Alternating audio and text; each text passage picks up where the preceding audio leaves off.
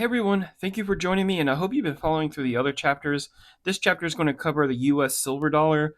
This is going to be the longer of the three 104 subchapters. The silver dollar and the equivalent coinage between the 1500s and the 1900s have so much history, and I'm going to try to squeeze all of that history into one subchapter. But I will be covering some of the other coins in different chapters. This chapter is mainly about the silver dollar as a dollar currency itself.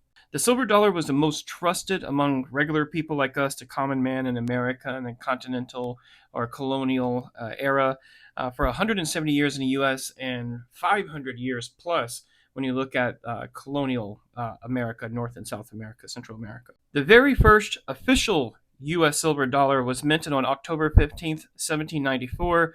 There was a total of 1,758 struck in that year. The following year, 1795, there was 160,000 minted. That doesn't make them common. They're still pretty rare coins, but the 1794 is quite literally 100 times more rare. But let's find out how the dollar came to be the currency of the United States, and we'll go back as far as 1513. Before the British landed on American soil, the French had already started to colonize parts of Canada around 1600, 1607. The silver coinage used in those areas were French coins under the livre or livre currency, however you pronounce it. People pronounce it differently. But the largest coins were the quarter écu. Écu was kind of like the French dollar, but there was no écu coins back then. That's why I said quarter. And a quarter écu was somewhere between the size of a quarter and a half dollar. 4 écus equaled 1 livre. 1 livre was 20 sols. 1 sol was 12 denarii. So 1 écu was 5 sols. Later in 1670, there was 5 and 15 sol silver coins circulating. French coins were traded and they exchanged wampums with the Native Americans. The French claimed vast amounts of land from modern day Appalachia to Rocky Mountains and even down to Louisiana. The Spanish had already colonized Central America and the Caribbeans earlier in the 1500s in the Gulf of America, coastal parts of modern day Florida, Georgia, Alabama, Mississippi, Louisiana, Texas, and even through New Mexico, Arizona, California, from between 1513 to the mid 1600s. In the South and the Southwest, Spanish coins were traded widely from as far back as the early 1600s in some parts. In the original 13 colonies, the 8 real became the most trusted silver coin of its time. Some of the other names for the 8 real was also the Spanish dollar, the peso, also the duro, the piece of 8. I'm sure you've heard at least one of those. Why is the 8 real worded as pieces of 8 and not 8 pieces? That's because in the Spanish language format, it is worded as real de ocho, not ocho reals. So 1 real de ocho coin would be cut into 8 pieces or 8 reals. Reals being Spanish for crown or royal. So through time, the wording would be interchangeable between the languages, between pieces of 8, 8 real, real de ocho, eventually pieces of 8, and 8 real. You kind of see. The Habsburgs ruled Spain as well as parts of modern-day Germany, called the Holy Roman Empire, and the parts of modern-day Germany that were not under the Habsburgs used thalers. So at the time, there were both thalers and 8 reals changing hands, and the words started mixing like a game of telephone, and between 8 reals and Spanish, blah, blah, blah, came Spanish thalers, Spanish dollars. You can kind of see the progression of the wording when you start to kind of repeat it back and forth. So that's where the Spanish dollar came from, and then eventually we just dropped the Spanish part and had the US dollar. And the dollar sign looks like 2 pillars, like the plus ultra banner on the back or the reverse of the Spanish real, the Spanish seal. The dollar sign is also called the peso sign or the real sign. Peso is Spanish for weight, referring to the weight of silver. And some say that when you get the U and S from US and overlap them, then kind of chop the bottom of the U off, it looks exactly like the double pillar dollar sign like we use today. Maybe it's a mix of all. We don't really know. We're just kind of guessing. So whatever you think makes sense to you. But let me know in the comments what you think the dollar sign came from. While other foreign coins from Britain and the German states were also circulating, the Spanish dollar was the most reliable and consistently used of all. The Spanish dollar was the world's first global currency, widely spread and accepted through all of Europe, Asia, Africa, and the Americas. The Spanish dollar's influence was so strong that when the U.S. established its first mint and first currency system was enacted with the Coinage Act of 1792, the U.S. silver dollar was pegged to the Spanish dollar. The British crowns, half-crown shillings, 3 and 6 pence were also in use, but their value varied from colony to colony, and also Britain owned the rights to control those, so those were horrible. Other colonies, such as the Massachusetts Bay Colony, produced their own silver coins like the shilling, 6 pence, and 3 pence, but the Spanish coins rolled over all of them. The Coinage Act of 1792 used the Spanish 8, 4, 2, 1, and half real as a basis for the new U.S. dollar coins, like the dollar, half dollar, quarter dollar, dime, and half dime, or half desme was the very first coin, but it was soon changed to half dime. The Spanish dollar was divided by 8 bits. The US dollar was divided by 100 cents. The 8 real is about the same size as the silver dollar. The 4 real is about the same size as the half dollar. The 2 real is about the same size of a quarter. And the half dime and dime are roughly close to the size of the half real and 1 real.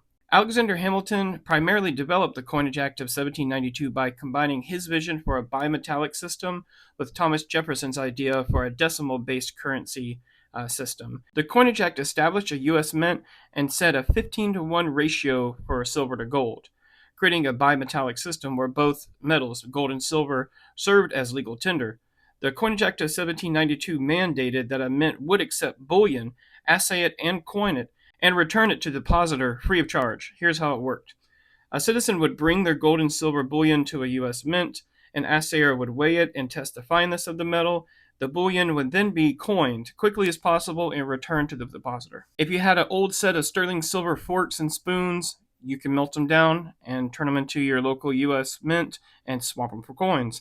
If you found a nugget of gold, you can melt it down and give it to the U.S. Mint and get 100% of the amount in coins. Not like today where you go to a pawn shop and they give you 20% under melt. No, you would get 100% of the value in U.S. coin. Now that we understand where the dollar got its design and we understand why it was designed the way it was, let's talk about the various monetary systems over the span of the silver dollar's life. The first U.S. monetary system was the bimetallic system, which ran from 1792 to 1872. The US dollar was backed by both gold and silver, and you were able to swap your gold and silver bullion for gold and silver coins back and forth. The gold coins were designed for larger denominations. The gold coins were called eagles.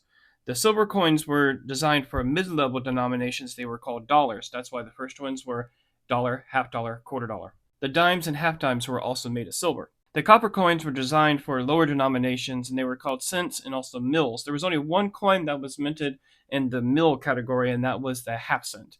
There's also some tokens. These were not minted by the U.S. They were privately minted, but when sales tax started hitting the United States, they had to figure out a way to charge tax or pay for it. So there are some like 2 mil coins, 5 mil coins, some stuff like that. Those are kind of fun, but they're not U.S. minted. There were no paper dollars printed until 1861. There were banknotes, but those were not printed by the United States of America. Banknotes and paper dollars didn't really become popular until after the Civil War, and I will be doing a chapter on the rise of the banks after the Civil War, which is where a lot of the big name bankers and financiers who immigrated from Germany came to the United States and started pretty much putting a paper handle on the U.S. economy. The first wave of immigrant bankers was called the 1848ers, and that's where Abraham Kuhn and Solomon Loeb and Marcus Goldman. The second wave is where the Lehman family comes in, and Jacob Schiff and Paul Warburg, and there's a few more, but those names sound familiar, don't they? Yeah, we'll get to it. The first series of dollars were the flowing hair dollars, and you can see that there were only 162,000 minted. And the next series were the Drake Bus dollars. And these, you can see, there were only 1.2 million minted. And they were only minted between 1795 and 1804. There were no silver dollars minted between 1805 and 1840. There were the Gobrek dollars, which were really meant for collectors and special people. Regular people really didn't get their hands on the Gobrek dollars. There were only 1,900 of the Gobrek dollars ever minted. The Gobrek dollar was really a project to bring back the silver dollar. The next silver dollar series were the Seated Liberty dollars. These are personally my favorite. I own one. I own an 1846. And this was the evolution of the gold brick dollar. They took the Flying Eagle design off the reverse. They eventually would put that onto the Flying Eagle cents. But even with the Liberty seeded dollar, there were only 6.7 million minted. But if you look at the mintage of the lower coins at the time, you can see between 1839 and 1872, the half dollar had a mintage of 70 to 80 million. The quarter dollar had a mintage around 70 million. The dime had a mintage around 87 million. The half dime had a mintage of 49 million. But the seeded Liberty dollar only had 6.7 mil. That's because a dollar back then, a silver dollar, was a lot of money. It was worth somewhere between $35 and $43 today. So having a $40 coin carrying around with you, it's about the same as carrying an ounce of silver around with you today. When I started writing for this chapter, I was going to include the Coinage Act of 1834, 1837, 1853, and 1873 in total, like in totality of everything that happened. But I'm going to save that for another chapter because this chapter would have been over 30 minutes long. But that should reveal that there's going to be a lot more chapters getting deeper into the silver dollar and changes to the U.S. monetary system. I was also going to add the Crime of 73, which is the Coinage Act of 1873, and the Allegory of the Wizard of Oz. That goes deep. That's going to be an episode by itself. I was going to talk a lot more, but I'm going to continue on just the silver dollars today. So the Coinage Act of 1873, or the Crime of 73, demonetized the silver dollar. And this affected a lot of miners and farmers and regular working people who were hoarding silver to trade it in for money later. The U.S. Treasury would receive the silver from these people and exchange it for paper currency or coins, and they would accumulate the silver over time, and when they needed money, they would take it to the Treasury, and that all ended in 1873. They were pissed. They were really pissed, and it started the silver movement, the free silver movement. And that led to the 1878 passing of the Bland-Allison Act, which was beneficial to these people. It really helped them out. It really helped please them. And before they needed a middleman to sell their silver, like at a pawn shop, but now they could sell it back to the mint. They would have to go through a miner. It wasn't a direct connection, but it at least monetized silver again. And the result of this was the creation of the Morgan dollar and the silver certificate. So I will cap it at that, but there will be further chapters detailing it in extreme detail. But now on to the Morgan dollar. But actually, before we get to the Morgan dollar, we will talk about the U.S. trade dollar. The U.S. trade dollar was minted between 1873 and 1885, and it was designed for trade in China and Japan. It was supposed to be the equivalent, or about the same equivalent, as the Mexican dollar or the Spanish dollar, the British crown, and also the piastra. The trade dollar was slightly larger than the previous silver dollars. The previous silver dollars were 371 grains, and the trade dollar was exactly 420 grams. This contains about an additional half a gram of silver, but it was close enough to where it competed in international currencies.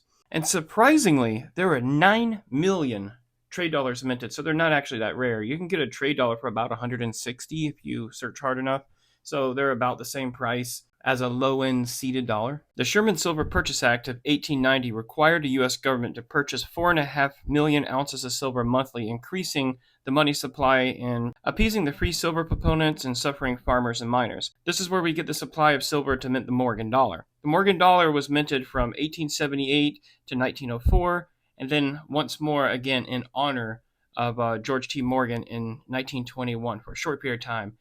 I'll get to that later. The Sherman Silver Purchase Act of 1890 required the U.S. government to purchase 4.5 million ounces of silver from the miners monthly, and this is where we get the Morgan dollar from. So they started minting the Morgan dollars, and by 1893, the act had depleted the national gold reserve, contributing to the Panic of 1893, and Congress repealed the act the same year. This is why Morgan dollars from 1892 to 1896 feature a lot of key dates. The Morgan dollar was discontinued in 1904. This is after all the silver was used from the Sherman Silver Purchase Act, and the die was destroyed in 1910. So there was no way they could ever make any more Morgans again. But out of respect for George T. Morgan, they did bring it back for one more year when he was 76 years old. After that, they moved to the peace dollars. But before the peace dollars and the the 1921 Morgan was brought back out. During World War I, the United States passed a Pittman Act, which authorized the melting of millions of silver dollars, mainly the Morgans. And we would sell the silver to Great Britain at $1 per ounce. That's below melt. So we melted down 270 Morgans. And in 1921, we started making new Morgans. And we made it for 1 year, the 1921. Then we switched to the peace dollars. Between the peace dollars and the 1921 Morgan, there was 277 million minted. That replaced the 270 melted Morgans. After 1935, there were no more silver dollars ever minted for circulation. There was the one I'll consider a silver dollar and the terms of the dollar, and that is the Eisenhower silver dollar, but they were only for collectors. But I am adding it because there were copper nickel clad Eisenhower dollars that were in circulation, and sometimes maybe some of those silver proofs got slipped in, or the silver mints were slipped in, and maybe there was some circulating around, but they would be extremely rare, and those have about $15 melt today, so that would be a major find.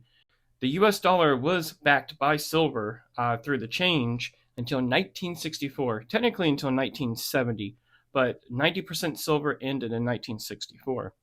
After 1964, if you had a silver certificate, you could take it to a treasury or a mint and or a federal bank, and what they would do is give you silver shot.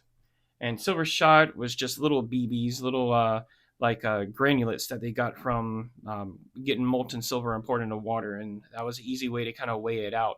So you would get Morgan dollars before 1964 if you brought a silver certificate in, but after 1964 and until 1968, you would get silver shot. So I'll put the paper dollar at trust level 5, mainly because it is the most widely used dollar version today, or else I would have put it at trust level 1. But in ignorance, the paper dollar is still king for now.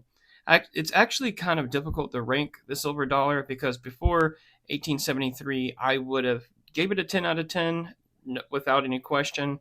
But then the mass minting of Morgan dollars made the silver dollar a great way to store wealth. So the silver dollar has been the longest running physical official version of the dollar.